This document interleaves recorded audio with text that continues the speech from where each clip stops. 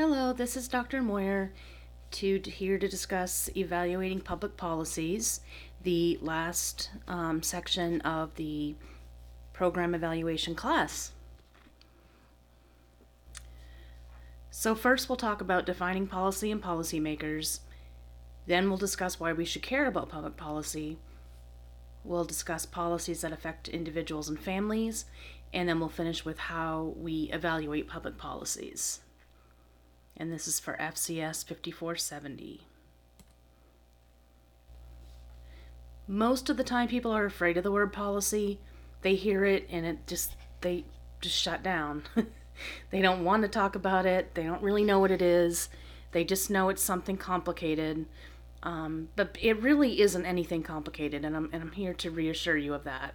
A policy is the development, the enactment, and the implementation of a law, rule, or code in the public or private sectors.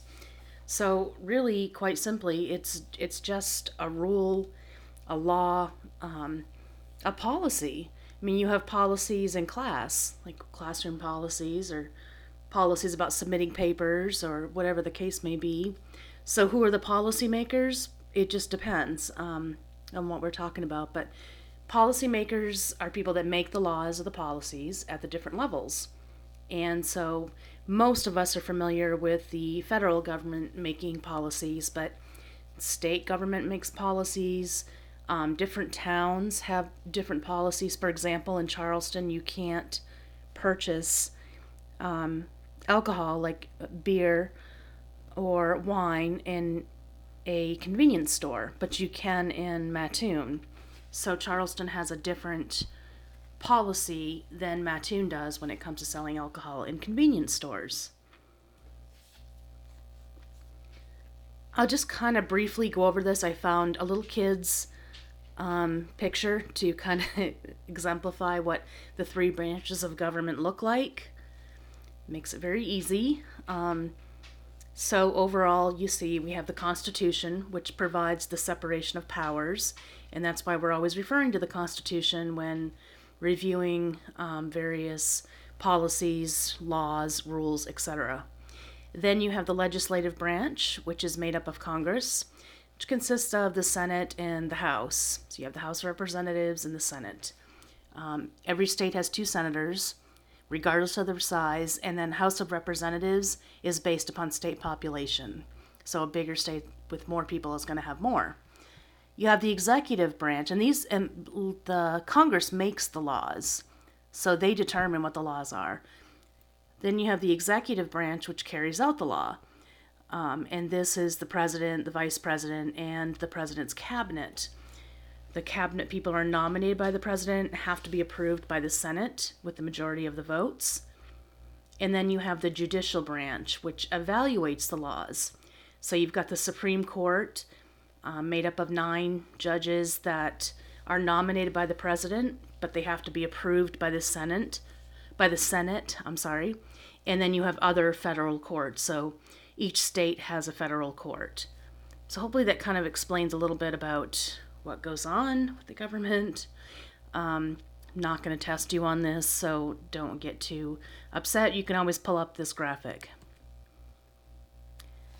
So why am I even talking about this? Why should we as family consumer science professionals care about public policy? Well, because you're affected by public policy. And public policy drives what we can and can't do as families, as individuals, and as communities. I've given a couple of examples here. Foster care, so foster care system and parents, that's dictated by public policy and supported by public policy. And then recently we had the Supreme Court ruling that said that it's unconstitutional to deny same-sex couples the right to marry. And so that both of these affect family creation, which is a very specific part of the family, the role of the family. We'll talk about that more in a minute, but that's why you should care. Here's just a couple examples. So we're going to be interfacing with individuals and families as FCS professionals. And so whether or not something affects us personally, any policy that affects the individuals and families and communities we work with will affect us professionally, meaning we have to have some idea of what's going on. We have to know how the policy is implemented, how it's interpreted, how it's carried out, and etc. So we have to be aware. And we're affected by public policy on a personal level. I've had many times where students will say, well, I'm not affected by, the foster care policy. No, but you are affected by how society raises children and how family traits contribute to social problems. So family traits, family roles, rituals, habits, beliefs, etc. Those are what contribute to social problems in its entirety, because how families raise their children and how families interact with one another affects how those children grow up and the kind of adult and citizen they become. And I've broken down some examples. The family is the one where diet and exercise habits are formed, and diet and exercise habits, as we know from the research, poor exercise, poor diet can lead to disease or disability. Family neglect can affect child brain development. Family neglect is also likely to continue on in the next cycle of the family, so can contribute to abuse in adulthood as well as abuse of children. Poor spending habits, that's where we first learn how to spend our money, is in the family, can lead to debt, bankruptcy, or living outside of one's means. Lack of affordable housing, so poor housing options. Not having a house can lead to homelessness, or living in a poor quality housing situation can lead to a host of other issues and problems. And even poor communication in the family. So as an adult, you have to communicate with other students, you have to communicate with other employees when you're working, and if you don't have effective communication skills, that's going to make it difficult. And this is where we see issues like bullying arise because of communication problems. And then ultimately, as I say in yellow down here, who pays for these problems?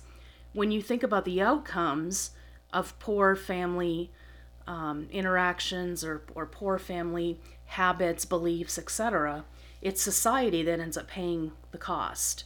So you should care. But should support for families be provided by the government? This is a common source of contention, and it's hard to make a decision. It doesn't matter which side you stand on. Most Americans will say when they're asked that the family is the most important aspect of their life. And the role of families, most of us will agree, is to prepare the next generation of citizens. And that next generation affects everyone, whether you have children or not. So are families a personal matter or a proper target for policy making? Well, it's really up to the government to create the conditions under which families can do best, under which families can thrive, not just survive, but thrive and grow and contribute to society. And so that is the angle that FCS professionals come from. We're not about the government controlling every aspect of families and telling, like in China, there's a rule about how many children you can have. And in other countries, there are some strict rules when it comes to family formation and child rearing, etc. And that's not the case here in the United States, but the government has a unique role in that it can create conditions under where families can do their best. And when you think about what that means, if you take a moment and you think about an issue that's interesting to you, all of us have topics that we have an interest in, whether you've done papers on them, projects, or it's just something you find interesting. If you were to look up the research about that topic, the statistics, findings, what causes that issue, what can exacerbate that issue, what other outcomes are associated with that issue. I mean, just from recall, I'm not asking you to do research right now.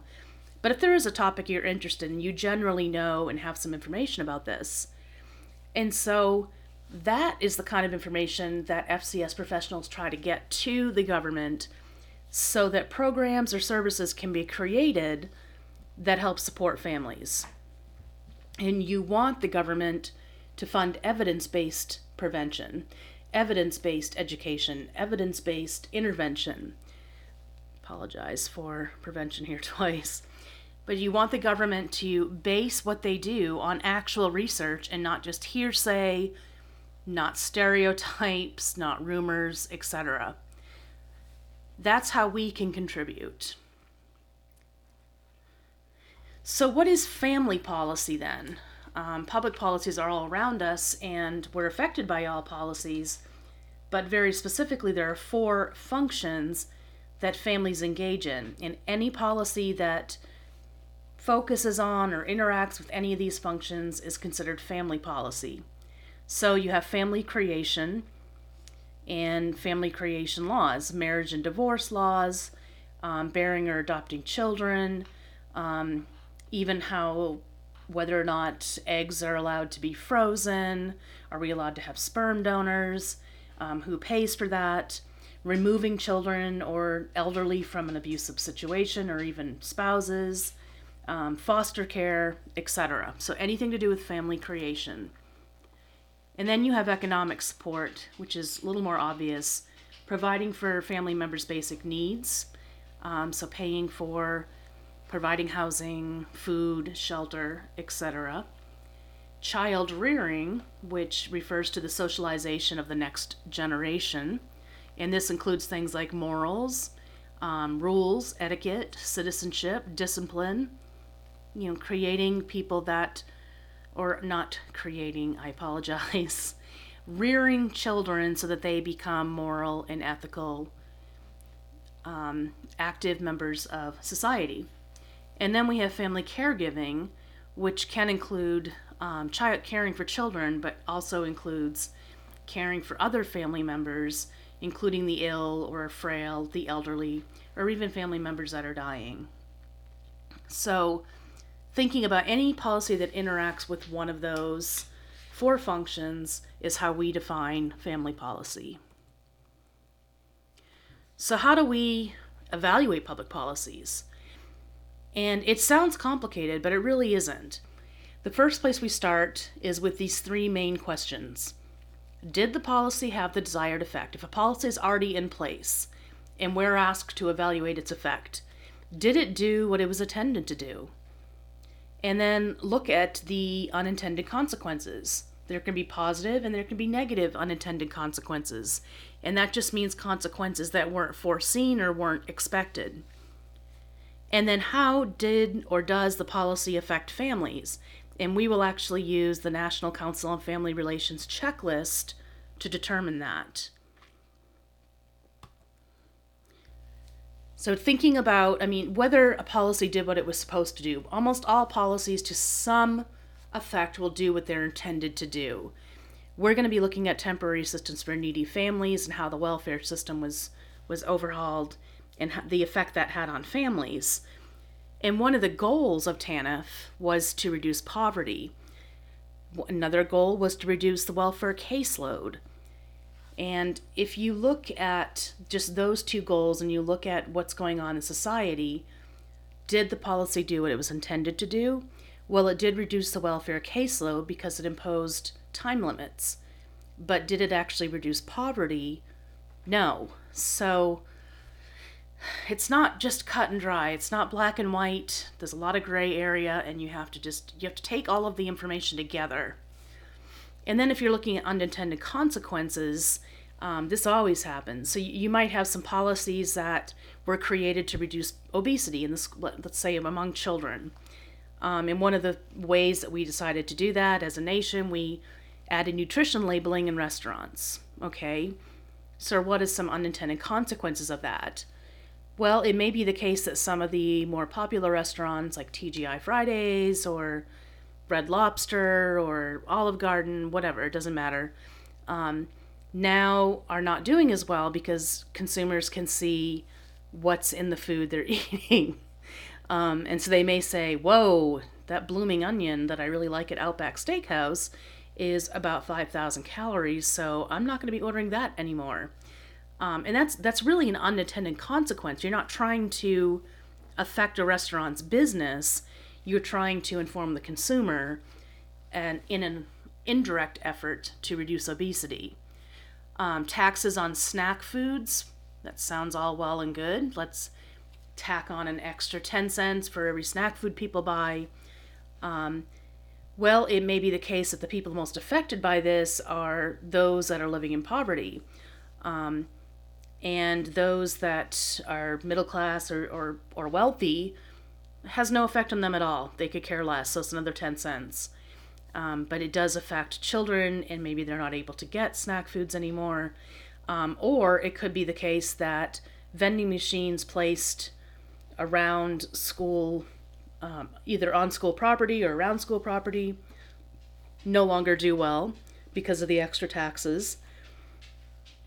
That could affect somebody's business if that's what their trade is. Restrictions on food advertising to children, again, sounds all well and good, but it certainly could have an effect on the product that was unintended. So you didn't really mean to bring down all the sales for cereal.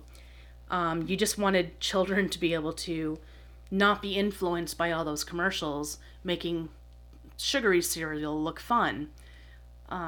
Again, these are unintended consequences. I mean, the goal is to reduce obesity, yes, and these are 3 ways to do that. But there are other consequences that come with it.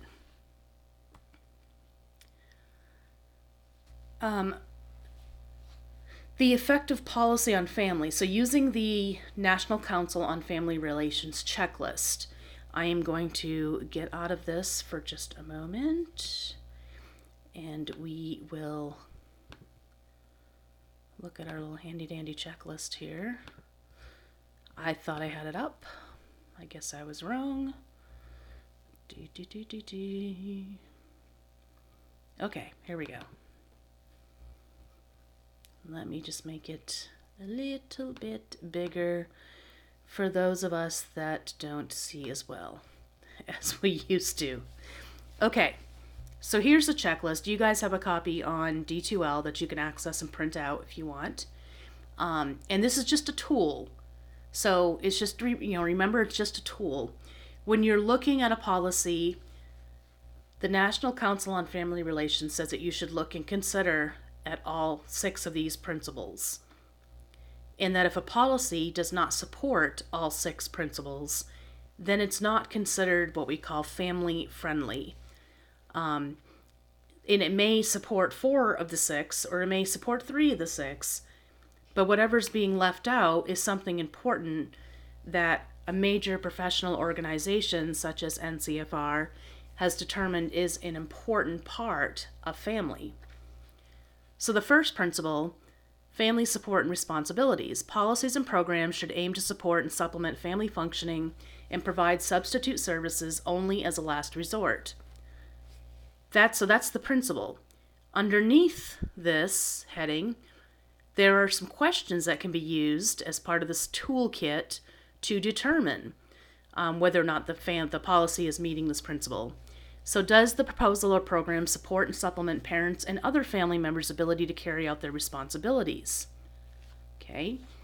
Does the proposal or program provide incentives for other persons to take over family functioning when doing so may not be necessary? Does the proposal or program strengthen adult children's ties to their elderly parents? And does it enforce absent parent obligations to provide financial support for their children? That doesn't mean that you have to answer every single one of those questions. It just means that this is generally what we're talking about when we talk about family support and responsibilities. As an evaluator, you would look at Principle 1, and you could look at these questions, but you could also think about what does it mean to support family and support their ability to do the functions that families are supposed to do, and provide substitute services only as a last resort. Then you've got Principle 2, family membership and stability. Whenever possible, policies and programs should encourage and reinforce marital, parental, and family commitment and stability, especially when children are involved. Intervention in family membership and living arrangements is usually justified only to protect family members from serious harm or at the request of the family itself. So, thinking about family membership and stability And here are some questions that you can ask. Does the policy or program provide incentives or disincentives to marry, cohabitate, separate, or divorce? An example, a really good example of this is when you're thinking about welfare, and some of the things that have been changed, but in years past, it actually made more sense for couples to cohabitate or even separate than it did for them to marry, because they would lose a lot of the benefits they needed to support their family. So we would say no, that's not doing that. But that's just an example. Does it provide incentives to give birth, foster or adopt children, strengthen marital commitment, parental obligations, use appropriate criteria to justify the removal of an adult or child, allocate resources to help keep the marriage or family together, recognize that major changes in family relationships such as divorce or adoption are the processes that extend over time and require continuing support and attention. So, again, membership and stability over time. The third one, family involvement in interdependence. Policies and programs must recognize the interdependence of family relationships, the strength and persistence of family ties and obligations, and the wealth of resources that families can mobilize to help their members. So if you're wondering what this means, does the policy respect family decisions about the division of labor? When you think about this, there are many policies out there that assume or imply that the male is the breadwinner and has to be out of the home making money while the female is at home raising children. But a family may say, you know what, we don't like that. We're not going to ascribe to those gender roles, and that's not how we divide our labor. So if a policy is doing that, if it's enforcing or implying traditional gender roles, then no, it's not meeting the third principle. There are other questions under here. I'll let you read those on your own. Principle 4, family partnership and empowerment. So this concerns encouraging individuals and close family members to collaborate as partners with program professionals in delivery of services. In addition, parent and family representatives are an essential source in policy development, program planning, and evaluation. So including the family, and capitalizing on the various support and services that families have. Does a policy provide full information and a range of choices to families? Does it take into account the family's need to coordinate the multiple services they may require? Also, get down just a little bit. Does it involve parents and family representatives in policy and program development, implementation, and evaluation? Very rarely do you actually see families represented in the policy-making process. You might see families represented when a bill is proposed, but when it comes to actually developing, implementing, and evaluating the policy, it's like families aren't even there. Doesn't matter. Principle 5 deals with family diversity. Families come in many colors, forms, and configurations, and policies and programs must take into account their different effects on various types of families. Policies and programs must acknowledge and value the diversity of family life and not discriminate against or penalize families solely for reasons of structure, roles, cultural values, or life stage. And so this was a big one when it came to outlawing or making it illegal for same-sex couples to marry in this country. So it was penalizing individuals because of structure, because of roles, because of values, and so that just didn't fly. It's 2015, and that got shot down. But any policy that doesn't support all families, every family type, regardless, remember, as FCS professionals, we don't define and determine what family is. We let people determine what their family is. So does the policy or program affect various types of families?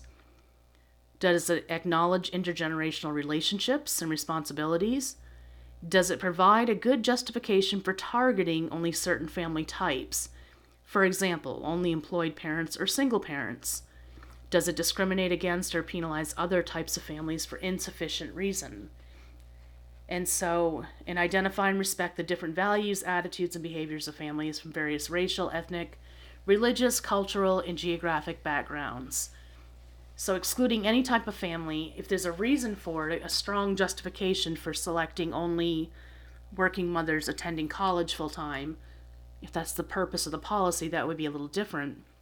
But it would not be able to leave out, it would have to include all mothers working, attending school full-time, not just white mothers working, attending college full-time, not just heterosexual mothers working, attending college full-time, not just mothers living in Bel Air working and attending college full-time. You get my point. The last one is really important for FCS. Principle 6, support of vulnerable families. Families in greatest economic and social need, as well as those determined to be most vulnerable to breakdown, and that is a really strong point, most vulnerable to breakdown, should be included in government policies and programs. So does the policy identify and publicly support services for families in the most extreme economic or social need? Does the policy give support to families who are most vulnerable to breakdown and have the fewest resources? And does it target efforts and resources toward preventing family problems before they become serious? Is there a preventive factor? There is a component on your exam that asks you're given, I believe, 3 choices of policies that you could look at. No answers are going to look exactly the same, so how you go about handling this, you are to take at least 3 of the principles and apply them to the policy you've just selected. You're allowed, I've given you some information to start out, but if you want to do your own research on that policy, you're allowed to.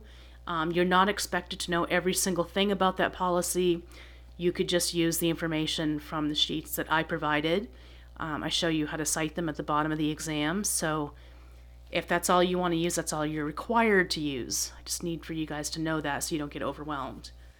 And then just pick 3 principles and describe how you think that policy is either meeting or not meeting each of the principles that you selected. And again, nobody's answers are going to look the same. Everyone will have a different viewpoint, and that's why this is a tool for analysis, and really we all come together as professionals and discuss how we analyzed it and put our findings together so we have a more comprehensive and inclusive view of what's going on. Okay, so let me go back to the PowerPoint. Here we are. So that's what I'm talking about with all of these different principles. The last slide on here, when I teach this class on campus, we actually get together and analyze the Temporary Assistance for Needy Families Act using the checklist. And so we look at the various pieces of the various principles and how TANF affects those. And one of the things that I pointed out already was that although, if you're looking at unintended consequences, the TANF caseload was reduced, it didn't provide incentives or disincentives to marry, cohabitate, separate, or divorce. That was one of the issues. And it really didn't provide the support of vulnerable families that we really needed for it to. I mean, that was the whole point of temporary assistance for needy families. But then once families have maxed out their time limit on cash assistance, they're just done. And their families are expected to work or engage in work activities while still raising young children. And that's very difficult for mothers to do without childcare assistance. So if you were to use the checklist to analyze TANF, you would come away with, wow, TANF is doing some of these things, but it's really letting families down when you look at the various functions that families need to be able to do to survive and thrive. That concludes this talk. I hope that this made sense, and I hope it removed some of the fear associated with the word policy. It's not a bad word.